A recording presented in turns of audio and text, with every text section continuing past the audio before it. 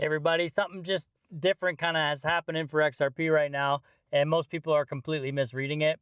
It's not really a partnership headline or anything like that, but it is a regulated national exchange just made XRP part of its official financial infrastructure. And while the impact may not be in the charts today, I think it will be in the future. And it kind of changes how institutions are allowed to interact with XRP. So let me show you why this matters and, you know, a little bit more than it really sounds right now. And a quick reminder, this is not financial advice. Always do your own research. You owe that to yourself. So Russia's Moscow Exchange, the MOEX is the ticker name there. It's the largest regulated exchange in the country, and it's launching an official XRP price index on May 13th. It's using global institutional price feeds. So like this is kind of a big deal. Indexes come before products, right? MOEX is like already confirmed this index is the I guess it's like the foundation for regulated derivatives, including XRP futures that should be coming out later this year. And that means institutions like pension funds, you have commodity desks, hedging firms, those all can gain exposure to XRP through these compliant instruments without, they don't even ever have to hold the asset directly, right?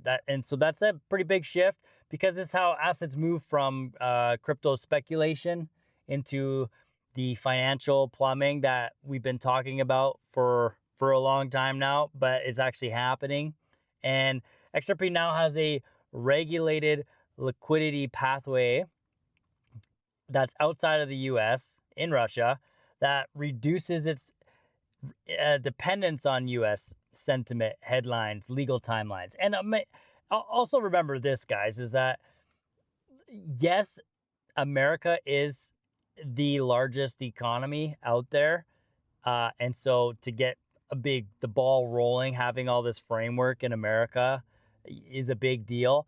But let's not forget when XRP was trading at like half a penny and it did that big old run all the way up to, I think, like 380, something like that, back in 2017. That was mostly and largely pushed by South Korea.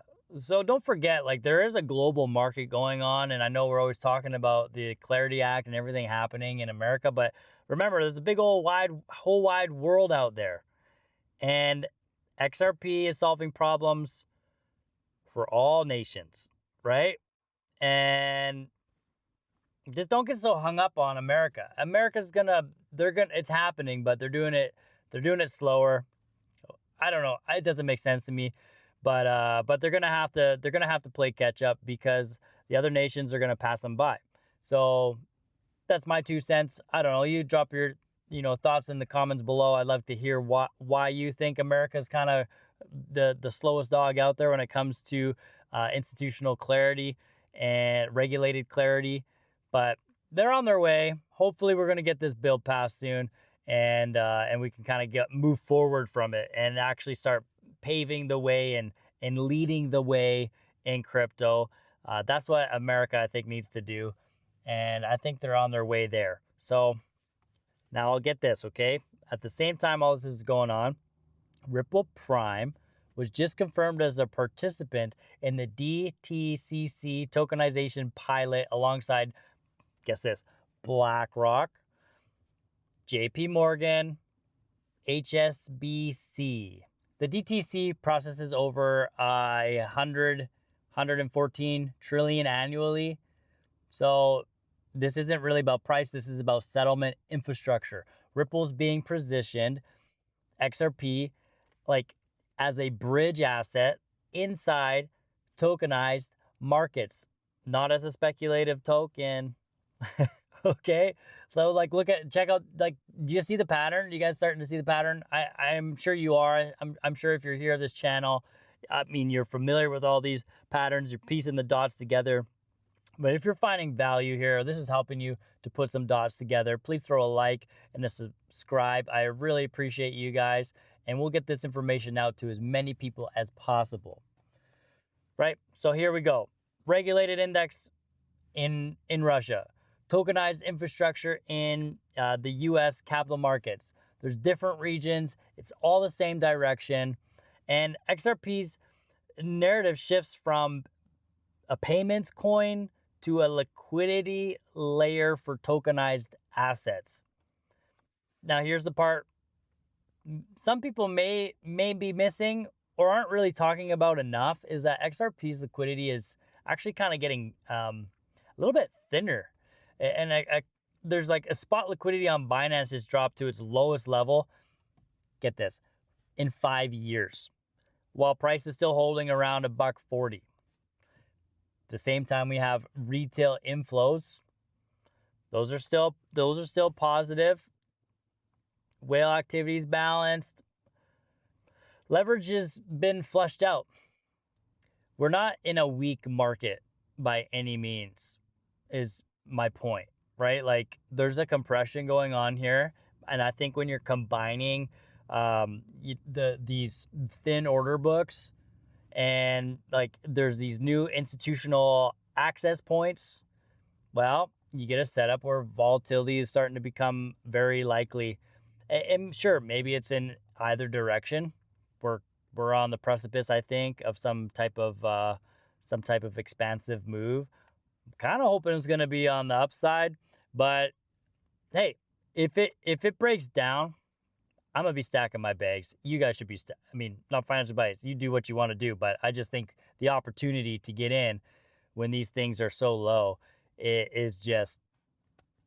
It's hard to not when you start to like piece together everything that's going on. I mean, I don't know. You do the math.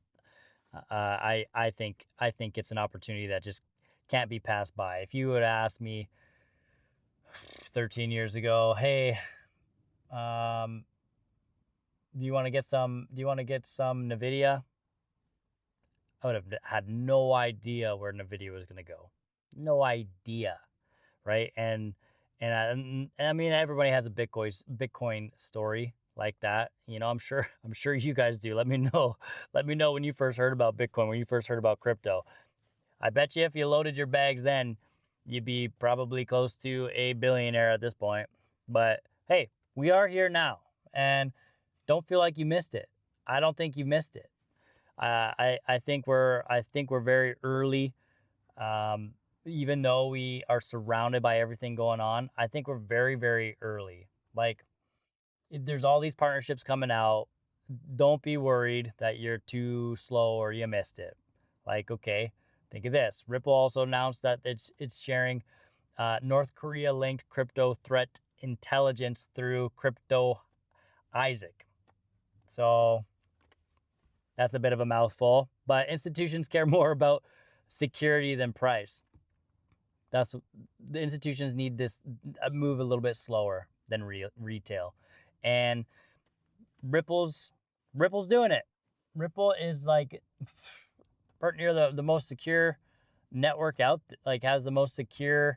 The XRPL is like the most secure network out there, and Ripple's thinking about security, quantum security. That's going to be rolling out, and by 2028, I believe. Like, they're getting there. And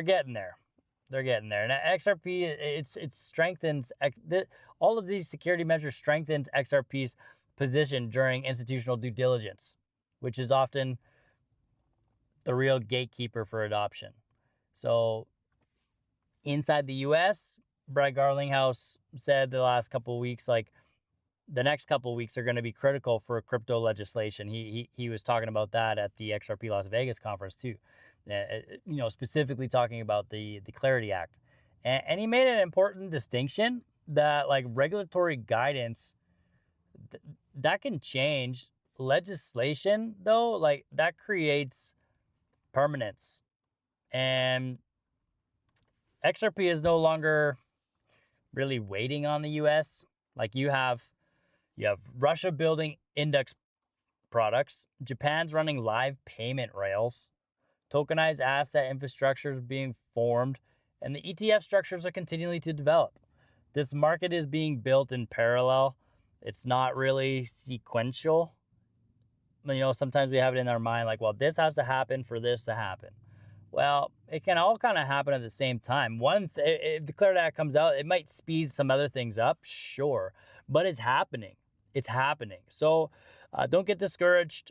Don't get discouraged. It's happening, you guys. It's on the move. I know with XRP sitting at like $1.40 or whatever it is in this tight range that it's been. Sometimes you can get a little down in the mouth, right, guys?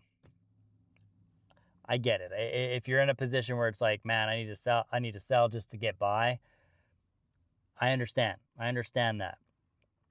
But do what you can do to just squirrel some away. Do what you can do to just, instead of buying that coffee, maybe you're going to buy some crypto with it. You'd be amazed down the line what that's going to do for you, right?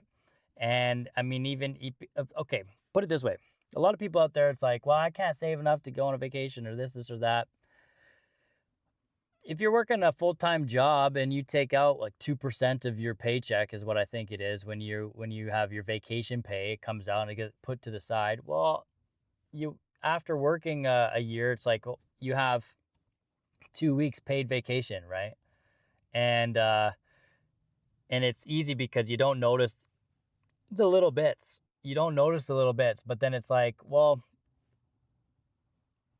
now I can go enjoy. Like 2 weeks is a long time, actually. Like I know I wish it was more so like Australia or some of those like European countries where it's like you can just basically they don't even have to work, man. It's like they're like they get like 3 paid months off. I'm exaggerating a little bit, but they do have a long time. It's like their standard is like 4 to 6 weeks paid. That's just any company standard, and then you get on top of that. It's like in America, Canada, you got to work for like 20 years, and then they might give you an extra day on your 2 weeks. You get an extra 3 weeks or something. It's like kind of brutal.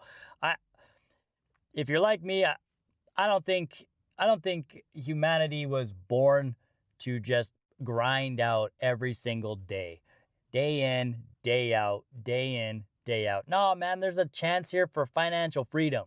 That's what I'm saying. And this might be the last chance, you guys. I think this might be the last chance. When CBDCs start rolling out and you got all these like universal basic income coming out and you got all these like government fingers in every little pie, I think the days of just building your own nest egg are going to be over, unfortunately. I really do.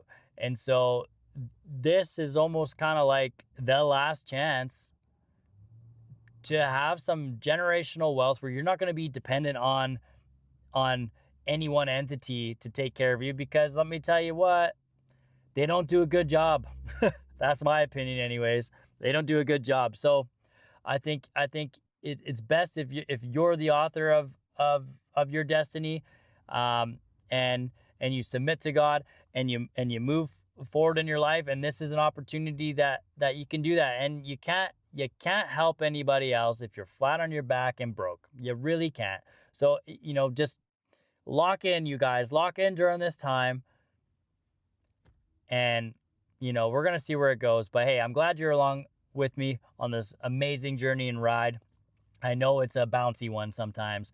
But, hey, be blessed. Stay positive. I'm going to catch you guys in the next one.